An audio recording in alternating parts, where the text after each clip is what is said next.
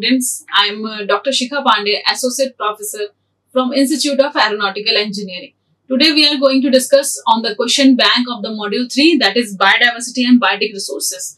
So the topic learning outcome of this biodiversity and biotic resources is that it will be make the student to understand the value of biodiversity, hotspot, endangered and endemic species and its productive use.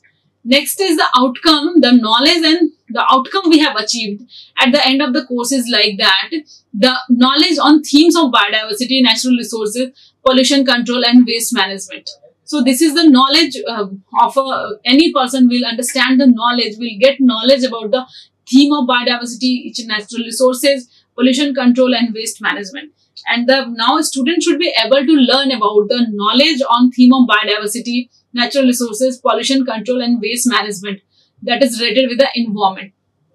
Now let's start this discussion with the part A question, that is short answer question. So part A is the short answer question. So first of all, we have defined the term biodiversity. How biodiversity is measured. So biodiversity, bio is equal to living organism, living things, or diversity is the diversity between them. Diversity between them is called as biodiversity. And it can be measured at the level of genetic diversity, species diversity, ecosystem diversity. What are the uses of biodiversity? Biodiversity has enormous use, like we'll get food, we'll get shelter, medicine, drugs, we'll get economic values there. So these are the uses of biodiversity. Define the biodiversity hotspot. What are the biodiversity where are the biodiversity hotspot located? Hotspot is that area that are having two criteria, means those area which is having a very rich biodiversity, or second point is that, and next is that those area which are too much endemic species is there, more endemic species is there, means those species that will belongs to only that particular region is called a hotspot, and their percentage of extinction is also more, so that that area will be achieved at a hotspot, because that area which is having a very rich biodiversity and there will be many species are endemic to this area, means that belongs only to that area, is called as hotspots. And there are three biodiversity hotspots in India. One is the Western Ghat, then Indo-Himalaya region. These are the biodiversity hotspots in India. What are the main causes of loss of biological diversity nowadays? So, loss of biodiversity has many reasons. First of all is the destruction of forest, destruction of their habitat. Then deforestation. These are the reason for the loss of biodiversity. So next is the summarize. India is having a mega biodiversity nation, because India is coming under the category of mega biodiversity nation, because India is, you can divide India into the 12 biogeographical zone. 12 biogeographical zone is there, because in India you will get diversity, like you will get rocks, you will get plain area, desert is there, and marine ecosystem is there. Means it can be divided into 12 biogeographical zone. That's why this India is called as mega diversity nation. Means it is having too much diversity is there.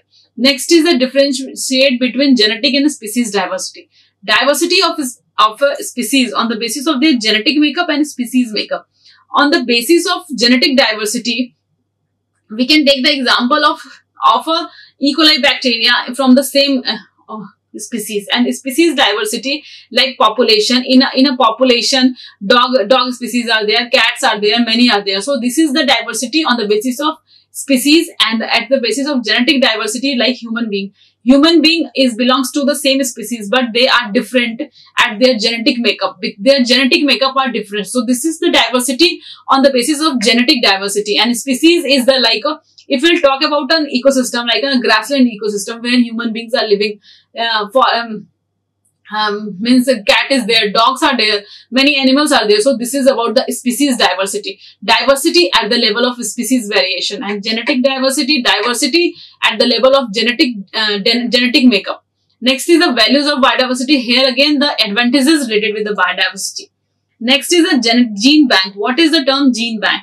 Gene bank is that kind of bank where we'll preserve the genetic material of any organism, of any species, to make its reproduction or to make its reintroduction into their own forest.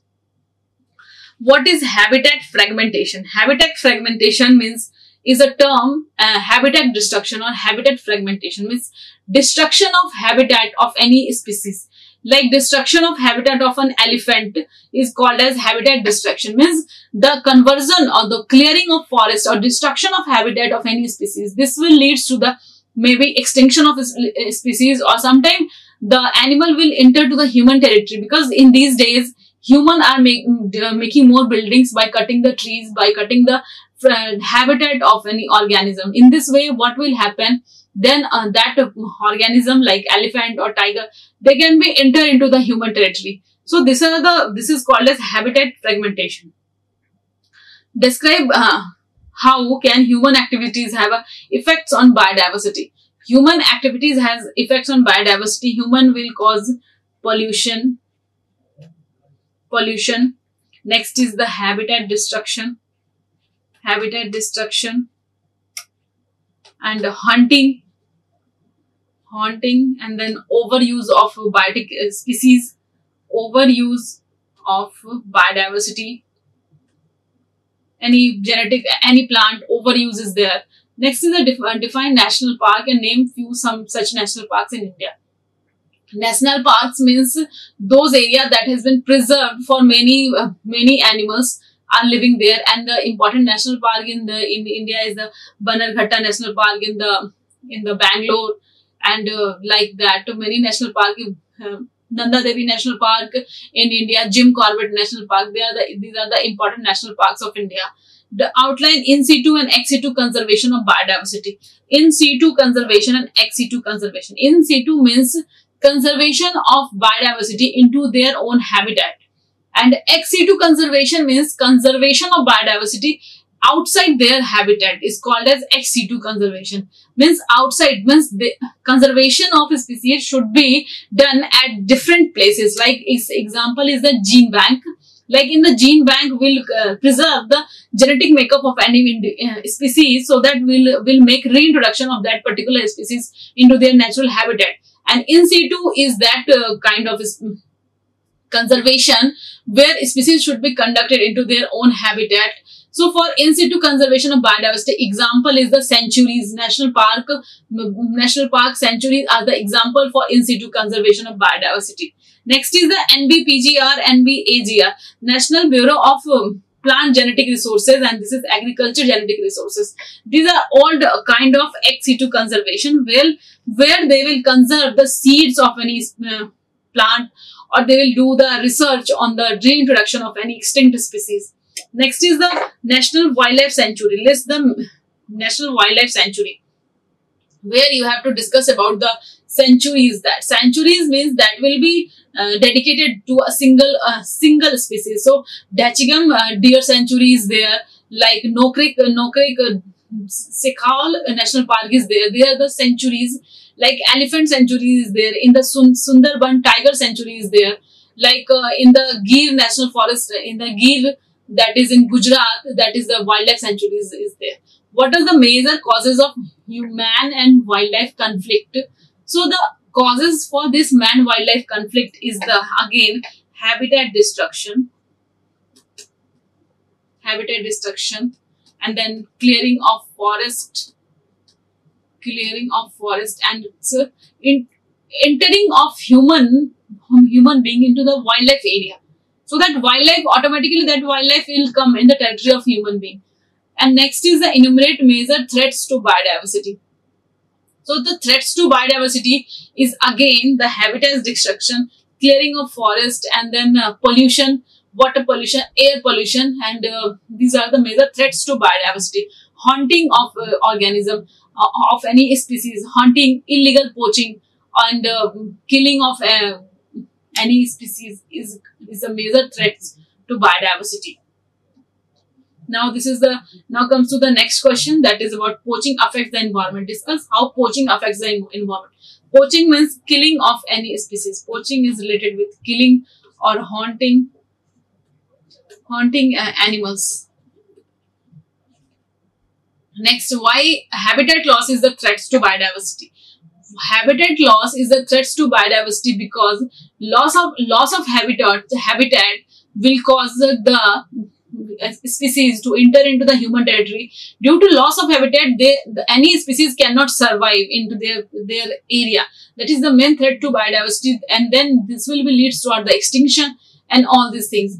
What are the biosphere reserve? Biosphere reserve is the area that has been reserved for many species, and that will be research will be allowed in this biosphere reserve. And here you can see that in the example of, this is a map of India. Here many biosphere reserve is there. So this is the Srichalam reserve is there, Nilgiri reserve is there. Here it has been dedicated for a Nilgiri langurs are there. They are the endemic to this area.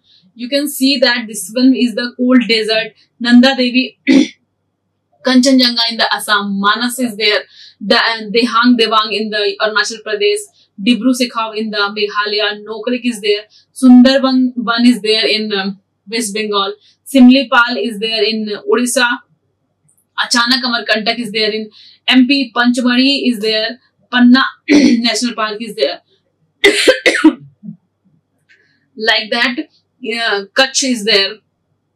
So these are the biosphere reserve, and there are some important biosphere reserves in India. This is the example of some important biosphere reserves in India. Now comes to the part B type of question. Part B type of question is the long answer question, where you should explain in a more amount, more deeply you have to explain. So first of all is define the biodiversity. Biodiversity, we can define the diversity of a biological organism is called as biodiversity, and explain genetic diversity, species diversity, and ecosystem diversity. So diversity or variation among the genetic level is called as the genetic diversity, like for human being. Species diversity or variation of the species in a particular ecosystem is called as species diversity. And next is the diversity on the level of ecosystem. Variation of organism on the basis of their ecosystem is called as ecosystem diversity. Next is the summarize the consumptive use value, productive use value, social use value, ethical, aesthetic, and optional use of biodiversity. Means what will happen? This biodiversity has some consumptive use value, means like we are directly consuming anything from biodiversity will come under the category of consumptive use value. But we are eating meat, we are taking any crops directly from the forest is called as consumptive use value. Productive use value means we will make some medicinal plant, and then we will make drugs with this particular medicinal plant, that is comes under the category of productive use value. Next is the social value. We will worship any plant, like we will worship the people tree or tulsi tree is a social value. Next is the ethical value. Those they are related with the ethics of a human being. So here again, it is the ethical value, like it is the ethics. We should develop some moral inside us for the conservation of biodiversity. Next is the aesthetic value, like parks will enjoy the scenery, will love the places to visit, and will get meditation in a green air, fresh air. This is the aesthetic value. And next is the optional value, means those value that we can take optional or not take optional. This is the optional value only. So biodiversity has diverse value, and that's why this biodiversity is very important to conserve, because it is associated with a human life at every place, and it will provide us many things, and our life is very much dependent on the biodiversity that is present inside us, outside us, in our surrounding. Next is the mega biodiversity nation. Mega biodiversity nation means this will be explain the greatness of diversity, the richness of diversity in India. So India is a mega biodiversity nation because India can be divided into 12 biogeographical zones. So from beginning, if you see the map of India, you will find that Trans-Himalayan zone is there. This zone is the Trans-Himalayan zone. Then Himalayan zone is there. This is the Himalayan zone.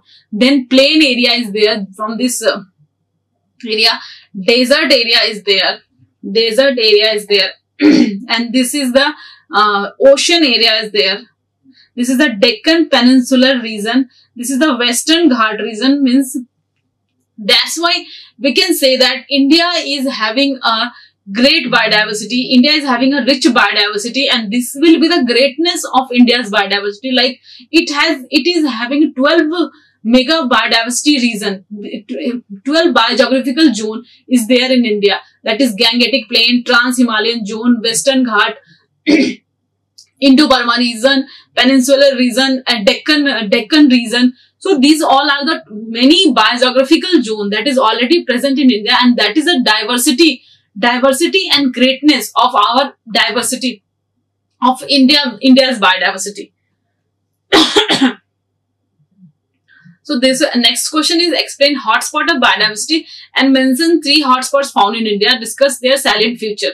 So as we have already discussed, hotspots are those areas that is having very endemic in nature, and they are mostly species have to be extinct. And the 3 hotspot of India is there. First one is the Indo-Burman region. Next is the Western Ghat and Eastern Himalaya region, where you have to discuss the endemic species that are present in the all these hotspot region. Next is the biodiversity and ecosystem services. These are the same, and you have to link the differences, link between the biodiversity and ecosystem services. Services we'll get from the environment. Services, aesthetic value, consumptive value, social value, and the ethical value that we'll get from the ecosystem and biodiversity we have to discuss. What are the flora and fauna found in Indo-Burman, Western Ghat and Eastern Himalaya region? Means here you have to discuss about the flora and fauna of the Western hotspot area. In Indo-Burma region, langurs is there. In the Western Ghat, Nilgiri langur, and in Eastern Himalaya region, many species are there. They are endemic to this area. So you have to discuss about all these species. Next is the what is mean by biodiversity conservation. Explain the roles of zoo and botanical garden in biodiversity conservation. Biodiversity conservation means conservation or protection of biodiversity at a place is called as biodiversity conservation. And the role of zoo and botanical garden is that zoo has been made to preserve or to conserve biodiversity, and botanical garden has been made for the educational purpose also. That's why this botanical garden is there. In botanical garden, all species are there, and their name has been mentioned in the all language, so that people will get idea and they will understand the benefits. They will automatically attached with develop some harmony with the environment. That's why this botanical garden and zoos has been made. Next is we have to discuss 5 important biosphere, national park and wildlife sanctuary, and you have to mention their location in the state. And next is the major cause of wildlife conflict. Suggest suitable wildlife conservation practices. So the reason for wildlife conflict is for deforestation, habitat destruction, clearing of forest. All these are the reason for the human and wildlife conflict. And then you have to discuss about the wildlife conservation methods. Here you have to discuss about the national park, sanctuaries, biosphere reserve. Next question is the explain in situ and ex situ conservation of biodiversity with some example.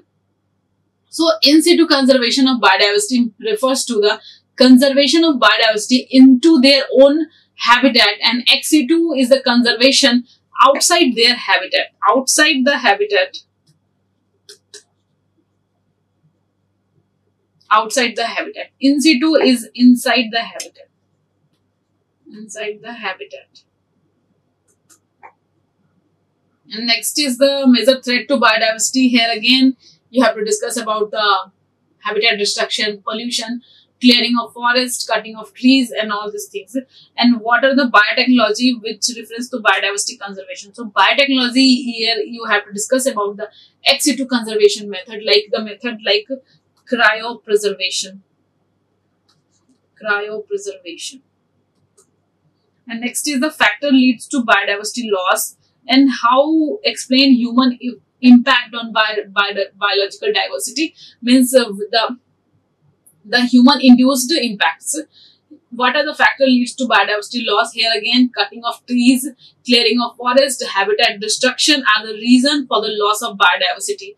And next is the human impacts on biological diversity, like pollution, clearing of forest, and all these things. And human impact means how this biodiversity loss is related with the human activity. So the human impact is that dislocation of human, sometimes the scarcity of water, many things are there you have to discuss. Next is the different describe action can be taken to conserve biodiversity. How do protected area benefits biodiversity and human?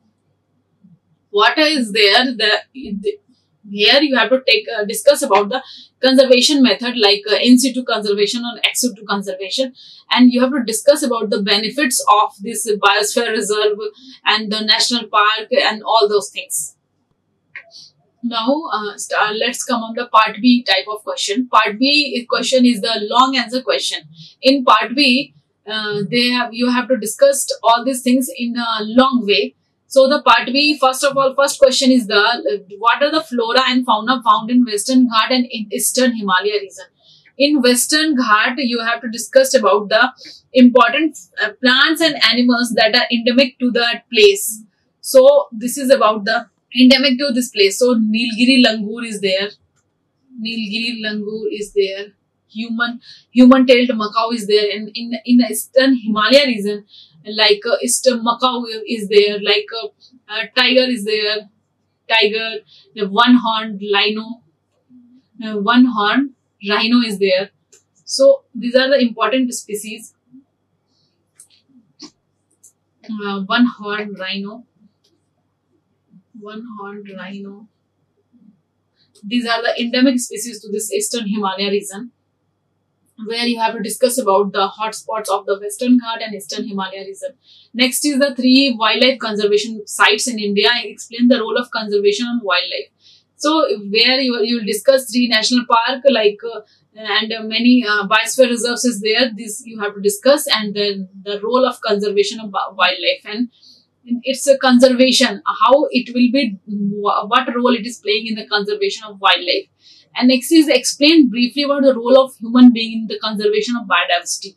This will be a role of normal human beings toward the conservation of biodiversity. So first of all, poaching should be stopped. Stop poaching. Next is the illegal trade, and reduce the pollution. Stop cutting off tree. So these are the role of human being they have to do for the conservation of biodiversity. Explain the major hotspot region in India. List out the hotspots and explain its major regions in India. So here again you will discuss about the all hotspots like Eastern Himalaya. First one is the Western Ghat. Second one is the Eastern Himalaya region. And then Indo-Burman region. So these are the rich area of India where many diversity of species is there, many endemic species is there, and there many endemic species is there, and loss of all species is also there. And next is discuss any 3 major man-wildlife conflict happen in India. This in India, man-wildlife conflict is very common because many deadly organisms are there. So first one we'll discuss about the elephant wildlife conflict with elephant in the Kerala region. In the Kerala, elephant and human wildlife is there. This elephant and human wildlife conflict is there. what will happen? This elephants will enter into the human territory, and in this way they are killing the human beings, and they will become man-eater sometime. They will kill the human beings. And first one is the tiger attack in the West Bengal. Second one is the tiger attack in the West Bengal. Attack in West Bengal, that is Sundarban. In Sundarban, this is the mangrove area. Sundarban, this is the mangrove area. Due to mangrove area is there, due to this mangrove, more tiger is there. And then they, due to the habitat destruction, sometimes this tiger will, it enters into the human territory, and they will kill the tiger of human beings of that place. Next is the, in Assam, one-horned rhino. Due to habitat destruction, this one-horned rhino will kill many human beings. And these are the important cases in India, and this is the very important conflict that will happen in India. First one is the elephant conflict in the Kerala. Second is the tiger conflict in the West Bengal, Sundarban region. Third is the one-horned rhino conflict in the Assam of Kaziranga National Park. So these three are very important human-wildlife conflict that will happen in India at many times. Next is the part C type of question, that is problem solving and critical thinking question. So what are the three categories in biodiversity which we can be separated? Here you have to discuss about the genetic diversity,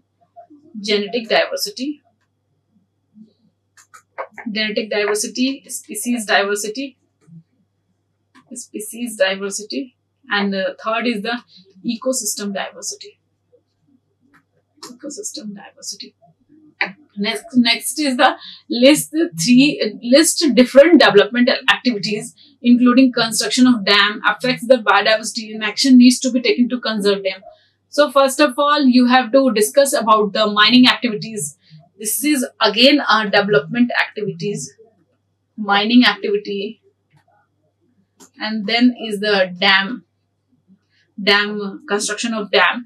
It will be affecting the biodiversity, like due to the construction of dam, clearing of forest is there, movement of local people to different places there, and that will be sometimes causing extinction of many species.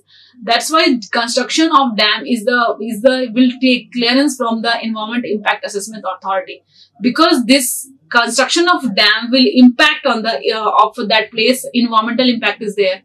They will impact on the social impact, social people, and the economic impact is also there. India is one of the world's richest country in terms of its vast area of biological diversity. Support the statement with three facts. So here you have to discuss about the India as a mega biodiversity nation. Where you will discuss about the 12 biogeographical zone.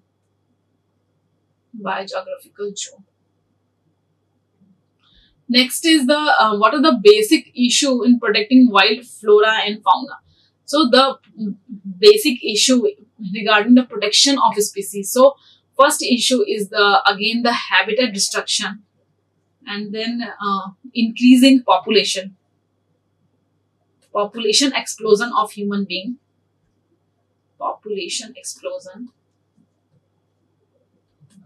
and next is describe the measure taken for India to save the biodiversity.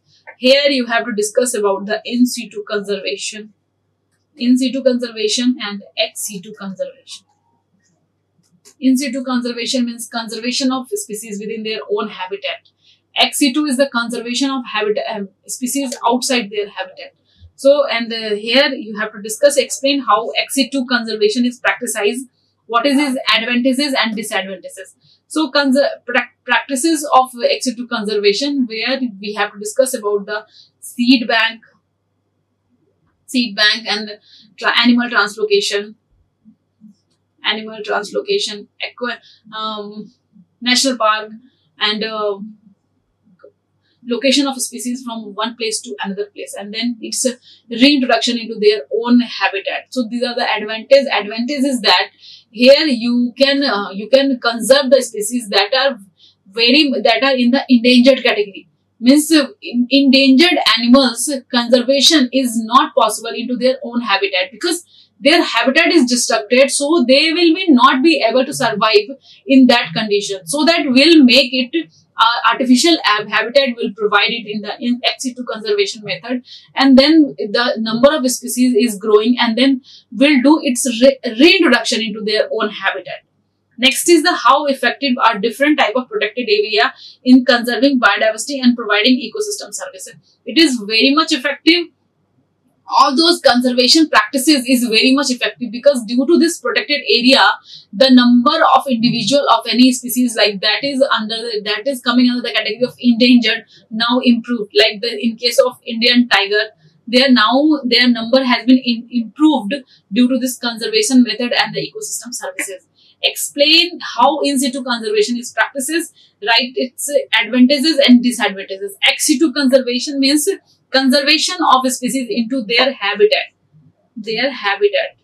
from where they are belonging. So what will happen in the in situ conservation? Like species should be conserved in their own habitat. Like its example is the biosphere reserve, national park, sanctuaries.